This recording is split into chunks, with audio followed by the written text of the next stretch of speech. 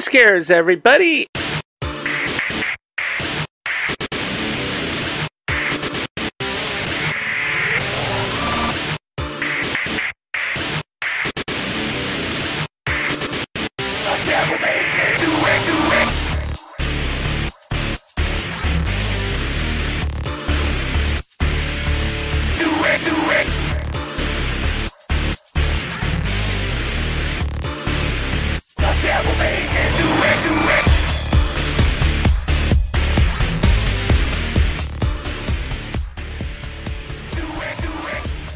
That's enough on these pathetic turds.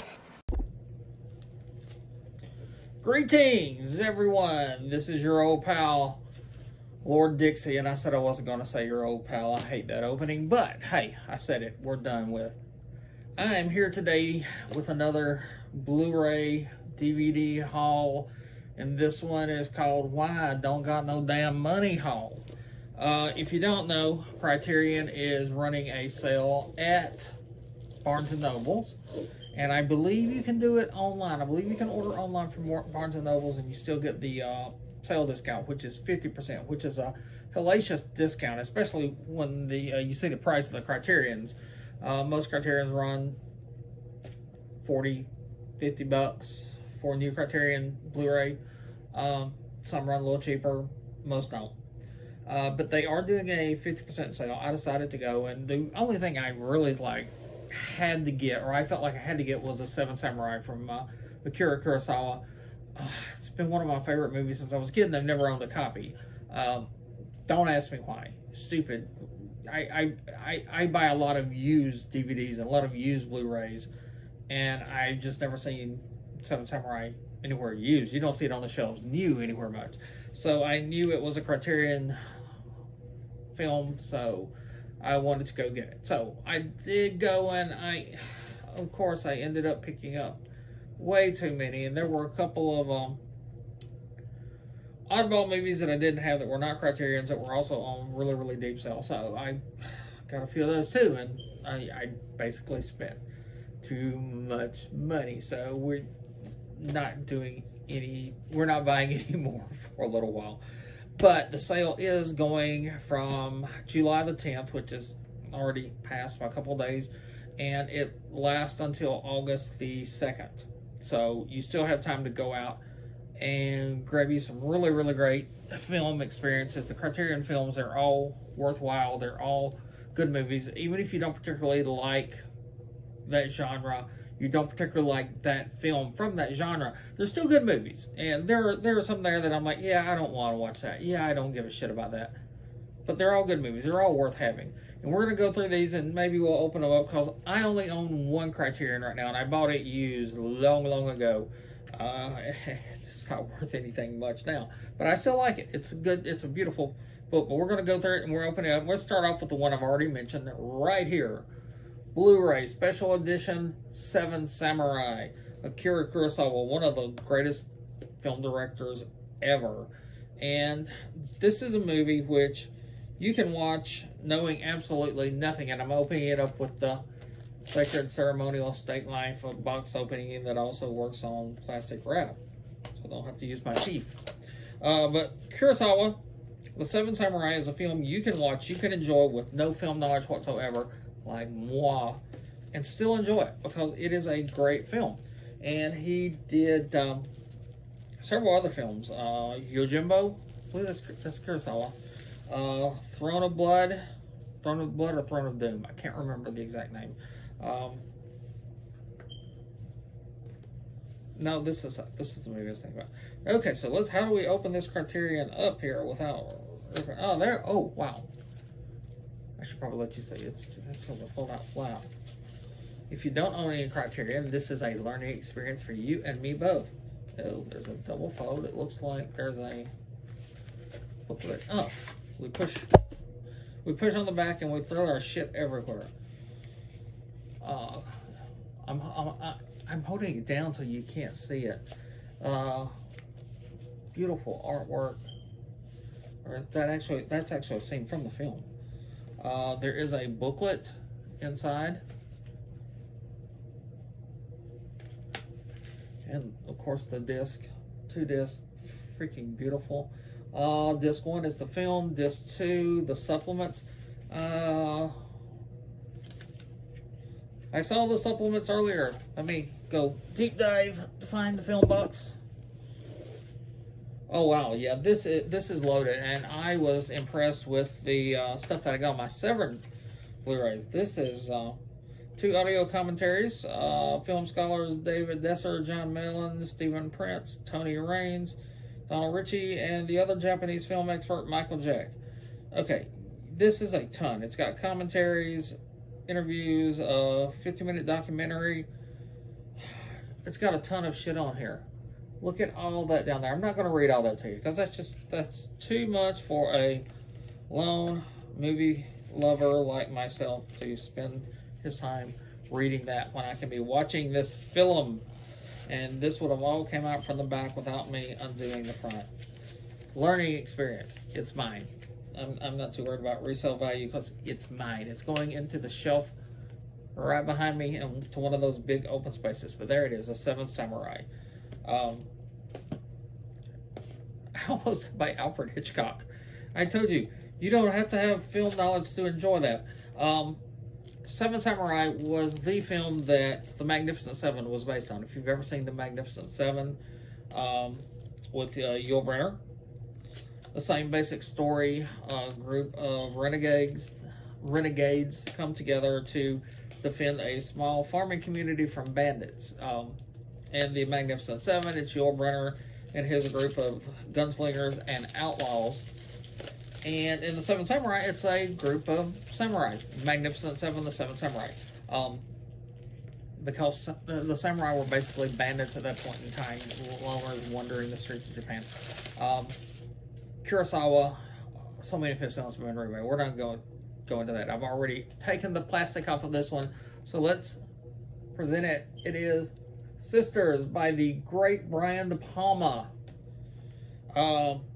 Stars Margot Kidder and some more people.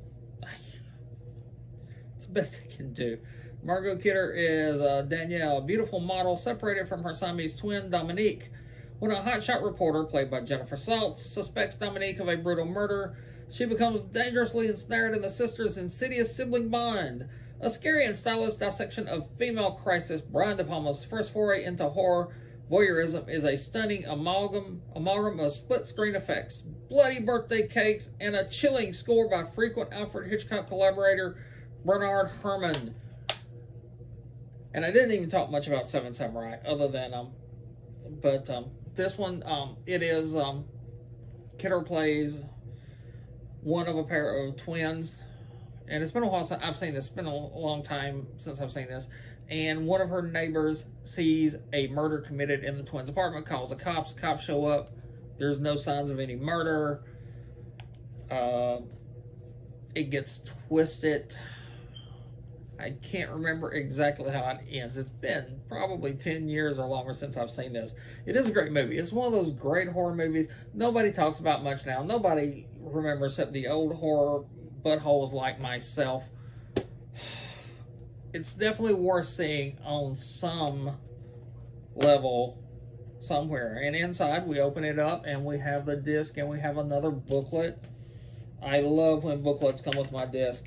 You can read and watch the film, especially when you're kind of like mentally unstable like me. That's the best word, mentally unstable. Oh, beautiful picture from the film of Margot and her sister. They were conjoined, and then they were separated, and that causes a lot of the trauma. But anyway, that is Sisters. Not quite as much extra stuff as on Seven Samurai. 4K restoration, new interview with actor Jennifer Saltz, interviews from 2004 with De Palma, actors Bill Finley and Charles Durning. Fuck, Bill Finley was in that. Editor Paul Hirsch and producer Edward R. Pressman. Audio from 1973, the discussion with De Palma at the American Film Institute. Appearance from 1970 by actor Margot Kidder on The Dick Cavett Show. Photo gallery and radio spots, plus an essay by critic Carrie Rickey, excerpts from a 1973 interview with De Palma on the making of the film, and a 1973 article by the director on working with composer Bernard Herrmann. So you get a shit. And this is the Blu-ray copy. This is a movie. If you like horror movies, you need to watch that. Whether it's the Criterion special selection or whether it's something else, you get it on DVD somewhere. It's still a good movie. Now this is a film which I was not a huge fan of, and I actually did not like it when I saw it first. I watched it because I was a big fan of this director's other work. I got this one, I didn't like it. It is The Life Aquatic of Steve Zissou, isn't it? With Steve Zissou. And the cast, too. You just want to watch this movie when it's like Owen Wilson, Cate Blanchett, Angelica Houston, Willem Dafoe, Jeff Goldblum, Michael Gabon, Bud Cort, and of course, Bill Murray. Directed by Wes Anderson. And there are lots of Wes Anderson jokes up there, but I mostly love his movies. I did not like this one. So, you're saying right now, Dixie, why the fuck did you buy a movie you didn't like? Because it was a Criterion sale, half off, and this one was marked at $6.95. So, it's like $3, and it's a Criterion. And on the back, special features, a new high-definition digital transfer. This is just a DVD, though, but still, $3. Digital transfer approved by director Wes Anderson and enhanced for widescreen televisions. Dolby Digital and DTS 5.1 soundtrack, commentary by Wes Anderson and co-writer Noah Baumbach.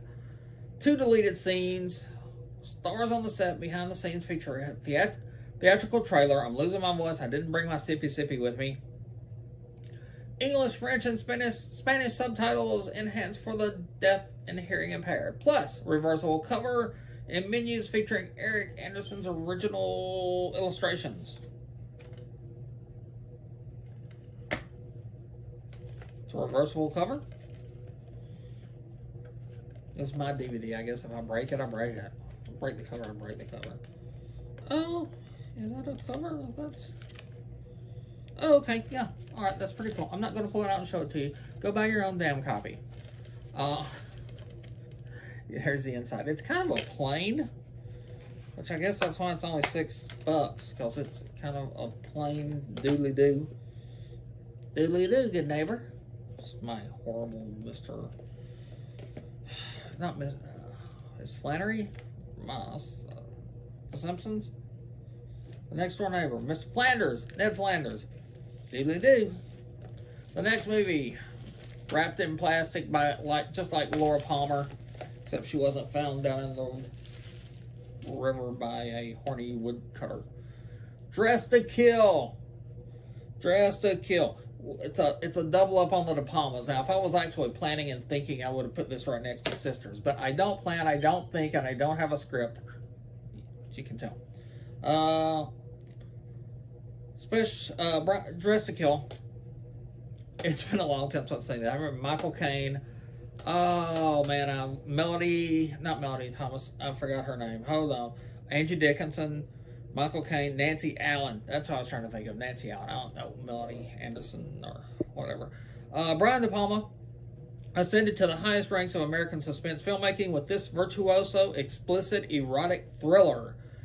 At once tongue-in-cheek and scary as hell, Dressed to Kill revolves around the grisly murder of a woman in Manhattan and how her psychiatrist, her brainiac teenage son, and the prostitute who witnessed the crime try to piece together what happened while the killer remains at large.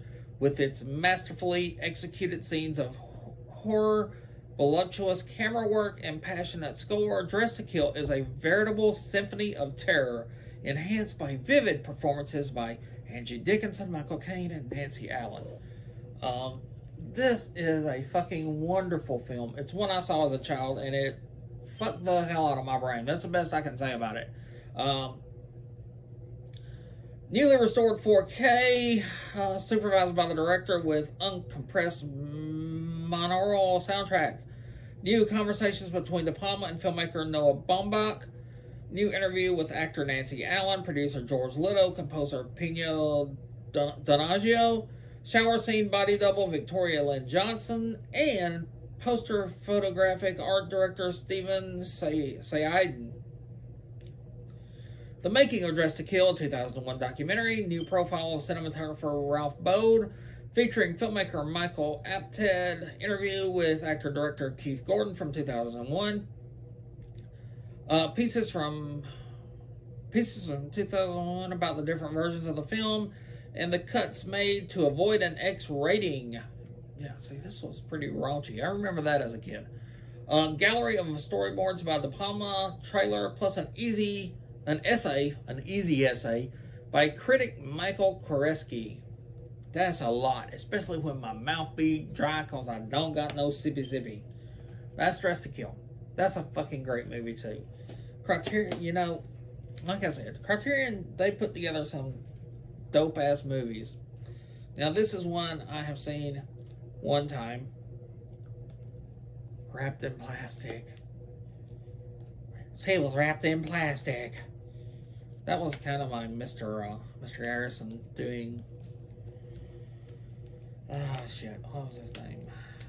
From Twin Peaks.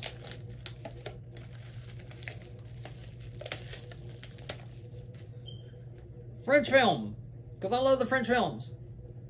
Blue is the warmest color. Now, this, oh wow. I know I said erotic on Dress to Kill, but nothing comes close to this. I have saw this once. I don't think it's even rated. It's not porn. It's not an X-rated film. It's not porn. I don't think there is any actual sex, but it will fool your ass watching it. I read a interview and synopsis on how the film was made and the closeness and how they protected the actresses during the sex scenes. This is not for the kids. Let's read the synopsis if we can and still be monetized if I could get 1,000 subscribers. Blue is the warmest color. The colorful, electrifying romance that took the Cannes Film Festival by storm courageously dives into a young woman's experiences of first love and sexual awakening. Blue is the warmest color stars the remarkable newcomer Adele Exarchopoulos as a high schooler who, much to her own surprise, plunges into a thrilling relationship with a female 20-something art student played by Léa Seydoux. Directed by Abdelatif Kish, this finely detailed, intimate epic sensitively renders the erotic abandon of youth. It has captivated international audiences and been widely embraced as a defining love story for the new century. It's amazing. If you want to watch it for the story, that's great. If you just want to get your rocks off and you don't want to buy some porn or look on the internet for free, this be your movie. It's leaves very little to the imagination.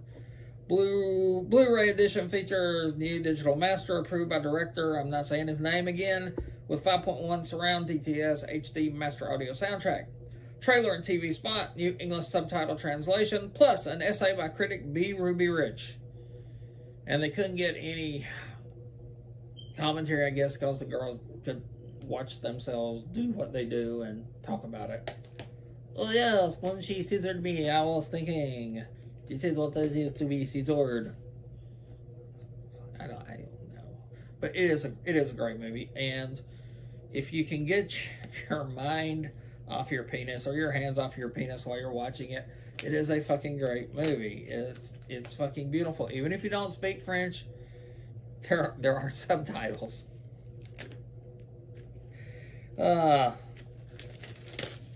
Read a movie every now and then, guys. It won't hurt you. You may have a hard time keeping your eyes on the words during that movie, though. Last, but certainly not least, we have the horror classic. I mean, if there are horror classics and there are horror classics, this is a horror classic. This is right up there with Billy the Kid Meets Dracula. Videodrome. Oh my God, this is a movie. I haven't seen it in a long time either. Starring James Woods, and since we don't get political here, I'm not going to tell you my opinion of James Woods as a human being, but... Oh, scared myself for a minute. Look, this is some fucking expert packaging. And unless you've seen the movie, you may not get exactly why that is so fucking beautiful. Let me set these down before I drop them all. But if had me fooled for a second, I'm like, holy shit, I did not pick up a VHS. And I do have a VHS player, but I don't even want to get into those. James Wood, Debbie Harry from Blondie is in this. That's all I can remember right now. This is a Cronenberg. I want to say this is Cronenberg's really first just major fucking hit. James Wood, Sonia Smith, who I barely know who she is, and Debbie Harry. Also starring a bunch of people. Special makeup by Rick Baker. So this is a classic, and I hadn't seen it in a long time. I do know the basic story. James Woods is I'm not even going to read the synopsis. I'm going to tell you what I know about it. James Woods runs a small video station, I guess, like a public access station or whatever. And this was back in the 70s. And he suddenly finds this signal coming over the airwave that's not being broadcast, or it's been broadcast somewhere else, that he can't track it, he can't trace it. And the signal is, I believe it's broadcasting some snuff feature like stuff, and he starts broadcasting it. He gets more and more into it, and he tries to track it down, and shit just starts to go insane. The farewell to the new flesh, it's not farewell to, it's hail to, I can't remember the tagline. The tagline's famous too. But shit just gets warped and more warped, and it's not coming to my mind as easy as it should. But let's just read it and see how fucking horrible my impression was of it. When Max Reno goes looking for edgy new shows for his sleazy cable TV station, hey, I got that right, he stumbles across the pirate broadcast of a hyper-violent torture show called Videodrome. As he struggles to unearth the origins of the program, he embarks on a hallucinatory journey into a shadow world of right-wing conspiracies, sadomasochistic sex games, and bodily transformation, kind of like James does in real life now. Starring James Woods and Deborah Harry in one of her first film roles, Videodrome is one of writer-director David Cronenberg's most original and provocative works, fusing social commentary with shocking elements of sex and violence, with groundbreaking special effects makeup by Academy Award winner Rick Baker.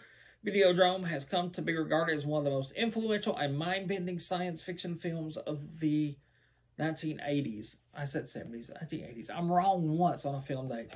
And this is science fiction, but it's also horror. I consider it horror. 99% of the people who are a fan of this, I think, consider this horror. It's not your traditional horror. It's different. It is science fiction dwelling, but it's Cronenberg too. And there's some horror freaky shit goes on in there.